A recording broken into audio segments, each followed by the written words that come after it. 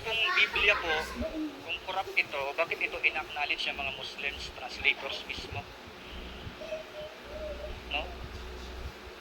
Sabi dito, kasi sabi niya, corrupt daw ang Biblia. Eh, kung corrupt, eh, bakit ina-acknowledge? Bakit inikilala ng mga Muslim translators? Kung corrupt, ano ka paniniwalaan natin? Sabi dito sa Surah 348, Dr. Shenas Shaikh, and he will teach him the book and the wisdom in the Torah and the Injil. Kanino daw ituro kay Jesus? Yan. Ito ang sabi ni Muhammad Ahmed Samira, translator, Muslim translator po ito. Surah 348. And he teaches, instruct him the book and the wisdom and the Torah and the Bible, holy book descended on Jesus. Kinilala pa lang Biblia. Yung sinasabi mong Biblia ang corrupt, kinilala ng mga early Muslims at kinilala ng mga translators. Ang sabi ni Muhammad Asad, Surah 5:15, oh, followers of the Bible! Ano ibig sabihin yan? Now there has come unto you our apostle to make clear unto you much of what you have been concealing from yourselves of the Bible and to pardon much. Now there has come unto you from God, galing sa Diyos mismo, Biblia. Time na po, Muslim translator ninyo. Okay, maraming salamat po. At doon nagtatapos ang second presentation ni Brother James within 20 minutes. At ngayon po, dadako po tayo sa 12 minutes cross-examination na gagawin po ni Karashid. Karashid, kung kayo po ay handa na, mag-umpisa ang inyong oras sa inyong unang tanong.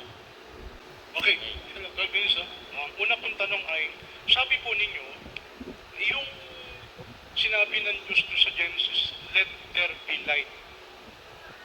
At magkaroon ng liwanag. Sabi nyo, yun ay liwanag ng Diyos. Diyos yun. Tama po ba yung pagkakarinig ko o hindi?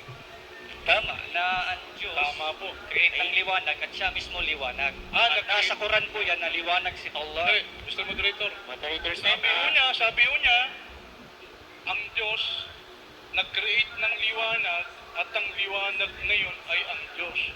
Ibig mo sabihin, nilikha niya sarili niya. Mali. Hindi, sabi mo nilikha eh. Hindi mo nag-get. Yung bang liwanag sa Genesis, Wait lang po, moderator's time. Okay. yung bang liwanag sa Genesis, nilikha o hindi? Hindi. Na po. Ha? Ano? Paliwanag po, may paliwanag po si Brother James within Ano 2 po minutes. ba unang nilikha ng Diyos? Ayon sa Genesis, ano ang unang nilikha ng Diyos? Oh. Ang una yung nilikha, langit at lupa. Langit at lupa. Yes, Ay, ang sagot ko paliwanag, kanina, paliwanag. mali yung sinabi mo na yung ilaw, siya din. Hindi. Naglikha siya ng ilaw, at the same time siya ay ilaw. Magkaiba. So ano po yung liwanag na yon? Ang tanong ko po kasi kanina, ano po yung liwanag na nilikha ng Diyos? Ngayon, binawi mo na eh. Kanina Hindi. siya yung Diyos eh. Ano yung liwanag na yun na nilikha ng Diyos na nagkaroon ng umaga at gabi? Paano nagkaroon ng umaga at gabi?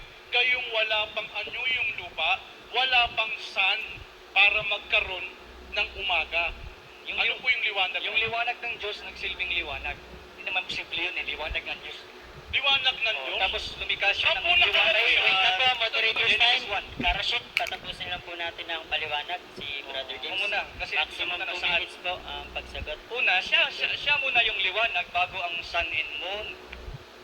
Hindi naman imposible yun eh, na ang Diyos, siya yung magliliwanag bago ang sun and moon eh. Hindi naman siya yung liwanag. Yung nga pong tanong ko eh, Mr. Moderator, ang tanong ko ganito. Okay. Objection, sige po. Alam natin sa panahon natin ngayon, bakit umaga ngayon o tanghali? Kasi sinisikatan tayo ng araw. Kung wala pang araw, yung unang araw, first day sa Genesis, Okay, so, paano nagkaroon ng umaga at gabi, gayong wala pang sun? okay, ito lang, pakinggan natin ang sagot. Sagot. Huwag mo nga questionin ang Diyos kung ang Diyos kaya din niyang magliwanag kasi sa Quran mismo si Allah ay liwanag din naman. Ibig sabihin, hindi imposible na kahit wala pang sun and moon may liwanag na kasi ang Diyos liwanag din naman. Kinopya ng Quran, liwanag dito ang Diyos ng Quran. Inopen ng Quran. Yes, kinopya. Ano? Surah 25 verse 5. Ngayon, tingnan mo. Ha? Ang sabi ng Biblia, nagkaroon ng umaga at gabi. Iniwalay niya yung liwanag Teka, linawin natin, James. Mr. Moderator, sandali lang. Tanong.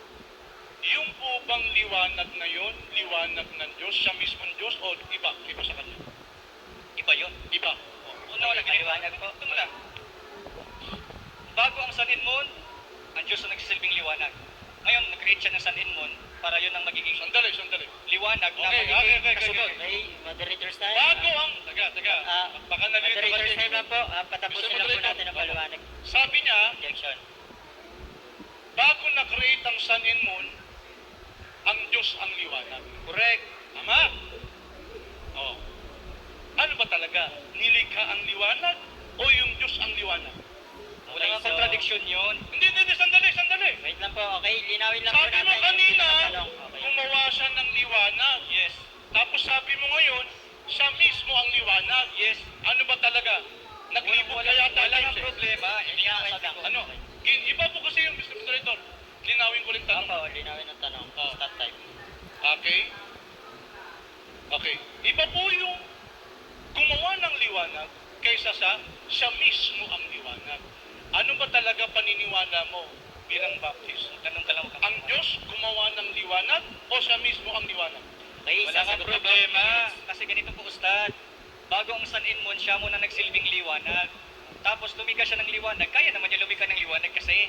Ibig mo sabihin siya. Kaya nga ibig sabihin, sa Quran mismo, liwanag din naman kasi ang Diyos. Kaya wag kang mag-doubt na kaya ng Diyos ng liwanag bago ang Sun and Moon. Sandali. Moderators time, Karashid. Ito, showdown. Wait lang po, moderators time po muna, Karashid. Ayan, bali po, nagpapaliwanag po si Brother James. Patapusin lang po natin. Okay, so ganun lang po, paalala lang po yung ulit. So, next question na ito. Ito, sandali lang. Linawin ko lang, Mr. Moderator, para maging malinaw ko yung premise ko para kay James. Ang sabi kasi ng Biblia, ang liwanag nito ay iniwalay niya sa man. Talat ng text, at sinabi ng Diyos magkaroon ng liwanag at nagkaroon ng liwanag.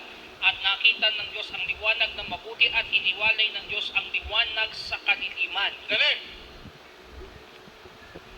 Tanong. Iniwalay daw ng Diyos ang liwanag Salamat. sa kadiliman. Tapos, tinawag niya ang liwanag na umaga, day.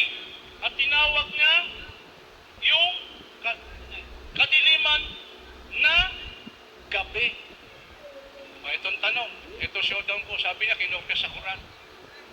Saan mo naman mababasa sa Quran na si Allah ang umaga, ang morning? Pag may nabasa ka, uwi na tayo. So ibig sabihin, ang Diyos mo ay niliwanag. Okay, sasagot Hindi, po. hindi! Hindi sa umaga! Wait lang po. Okay, Sandali lang, moderators sandali! time. Mr. Moderator, ang Diyos po sa Quran, hindi siya ang dahilan.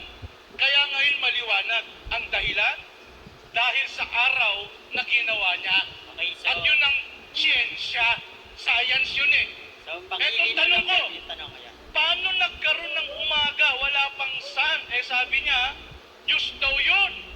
Ang ibig mong sabihin, Diyos ang umaga? Tama ba? Okay, sagot po within 2 minutes. Pakinggan po natin. Yun ang sagot mo eh. Ako muna. Sasagot po siya, Karashid, sa inyong tanong. Tanungan lang po ito, walang personalan po ito. Ganun po talaga ako magkipagdebate. Diba ito eh? Mali po kay pagkaintindi nyo. Ang Diyos nga may kaluwalhatian, meron siyang glory. Kaya nga sa inyong Quran di ba ang Diyos ninyo, liwanag, Surah 24:35, si Allah ay ilaw. So tatanggihan mo ba na ang Diyos may glory? Huwag mo tanggihan. Huwag ka magtanong, ako nagtatanong. Di, sasagot nga pa ako eh. Part yun ang Ulitin sagot ko, niya. part yun ang sagot ko eh. Mr. Moderator, Sige, ulitin ko tanong. moderators time. May Ulitin ko objection po. tanong para maging maliwanag. Sige, ulitin ang tanong. Ubus ang oras. Sabi niya, nakalagay, nakarecord yan eh.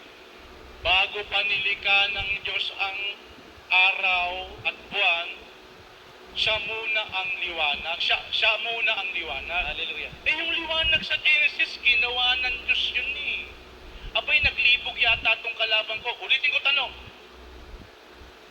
Mr. James, sa siyensya, alam natin, kaya may liwanag dahil sa araw. Kaya may umaga dahil sa sun. Etong tanong, paano nagkaroon ng umaga noon sa Genesis? Gayon wala pang mundo, wala pang earth, wala pang sun. Sagot. Wala nga problema doon kasi nga ang Diyos, nagpo-produce nga siya ng liwanag kahit wala pang sun and moon. Umaga po, ang Diyos po umaga. Ang Diyos po ay umaga.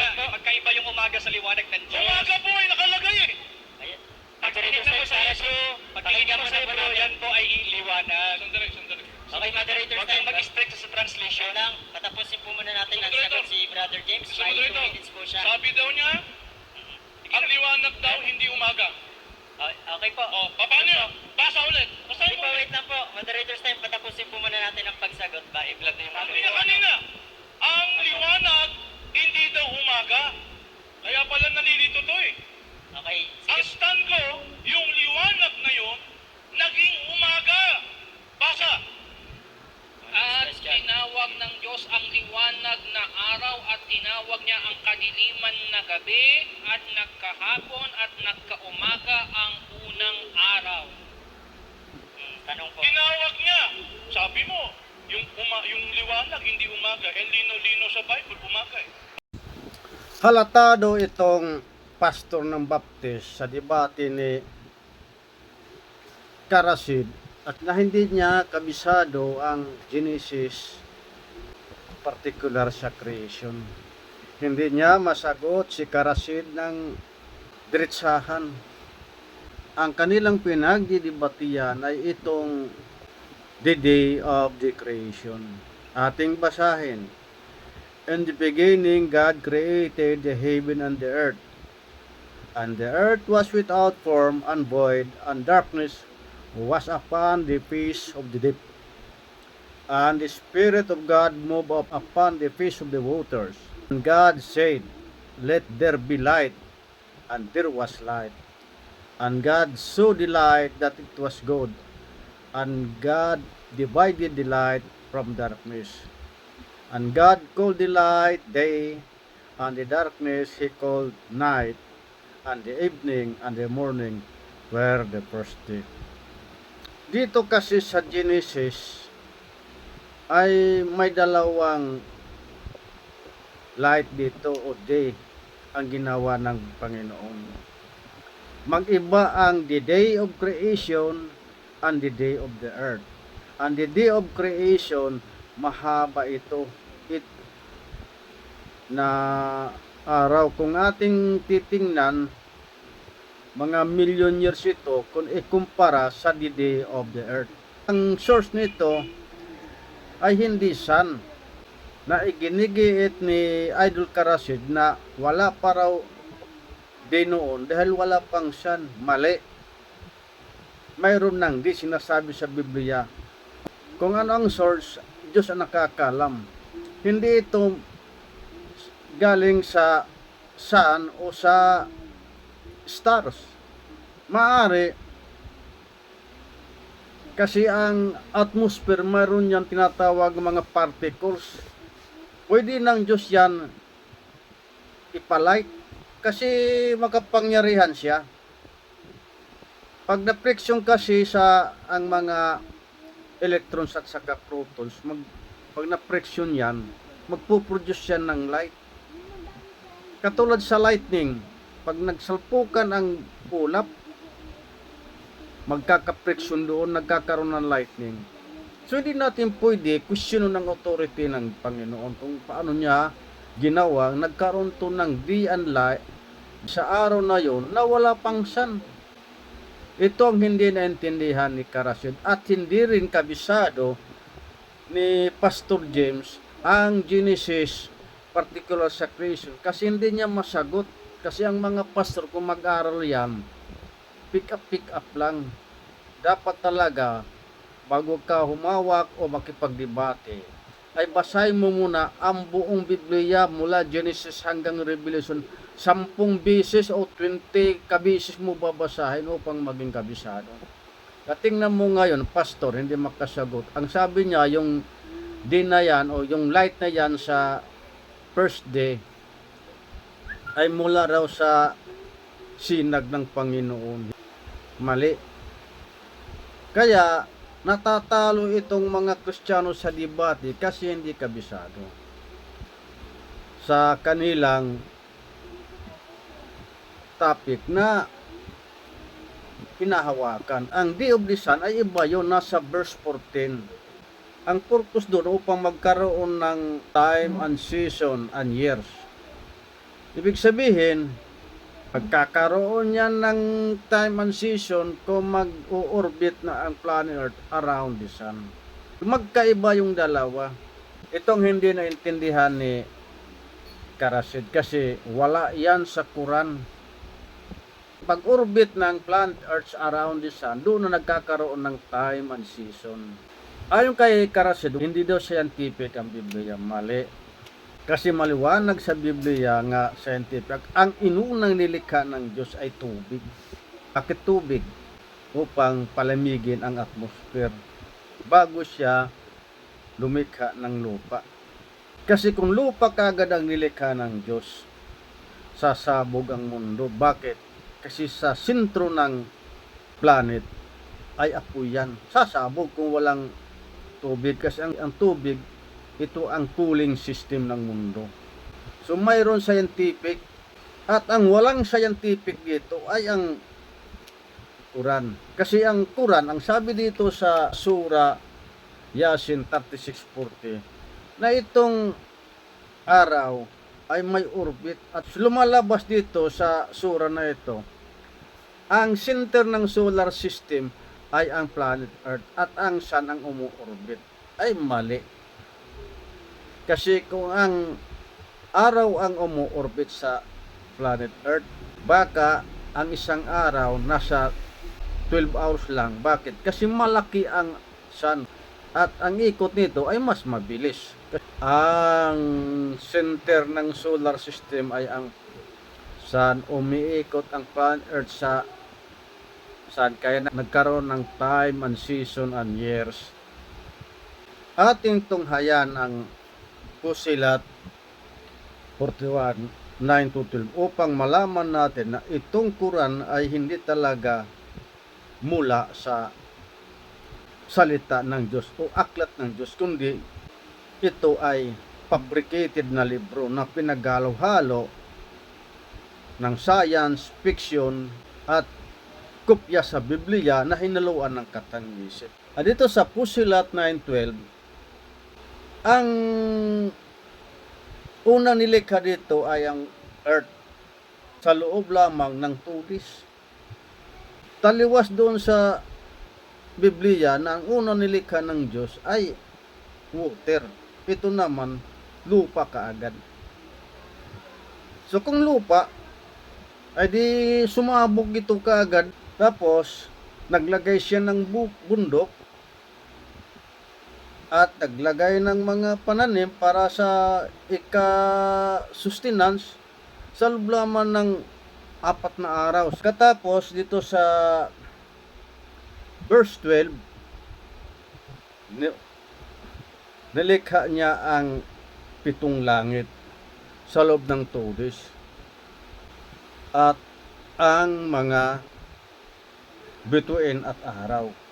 Ang tanong, saan kumuha ang tanim dito sa verse 10 ng sunlight upang tumubo? Kasi sa verse 10, nagpatubo siya ng tanim na wala pang araw at wala pang tubig. Paano ito tumubo? Ito ang klaro nga walang scientific value na pahayag ng Quran. Kung ating titingnan, nilikha ang mundo 2 days. Nagpatubo ng pananim 4 days. Tapos nilikha niya ang 7 langit in 2 days. So umabot ito ng 8 days.